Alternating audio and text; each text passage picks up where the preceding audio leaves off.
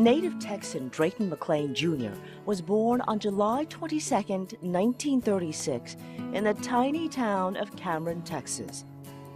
He enjoyed a happy childhood with two older sisters and parents that taught him strong Christian values. At the tender age of 9, Drayton went to work for the family's wholesale grocery distribution business established by his grandfather in 1894. As a teen, Drayton spent most Saturdays and summers sweeping floors and learning every aspect of the family business. It was these experiences that established a foundation for Drayton's future. After graduating from high school, Drayton went on to Baylor College. It was during this time that his father invited him to a grocery convention in New Orleans. Expecting to have fun in the Big Easy, his father had other plans that would change his life forever. He said, well, son, there's one rule. They're going to have meetings from 8 in the morning till 5 in the afternoon. If you go with us, you're going to have to go to the meetings. Well, I was willing to do that, to go spend some time, 3 days in New Orleans. Went there with no real plans except to enjoy being there. Prior to the convention, Drayton had not considered going on to graduate school. However, after hearing a presentation given by 4 Michigan State University MBA students, he was highly motivated to go. He was admitted to Michigan State University soon after, and today credits their program for giving him the confidence, knowledge, and maturity he needed to run a business.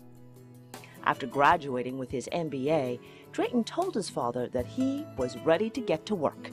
His father gave him a job working the night shift, unloading trucks. Expecting a higher position in the organization, Drayton approached his father, explaining he had just gone through 6 years of schooling. His father responded that he had to earn a position of leadership by first learning the business.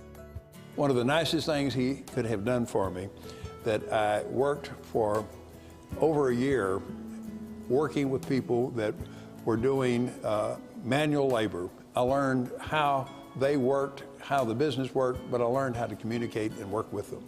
So that was a great learning experience from my dad. It was during the early years with the company that he assisted his father in developing an even more effective grocery distribution network. Drayton was largely responsible for expanding the business from a $3 million a year operation into a $19 billion enterprise with an average growth rate of 30% per year.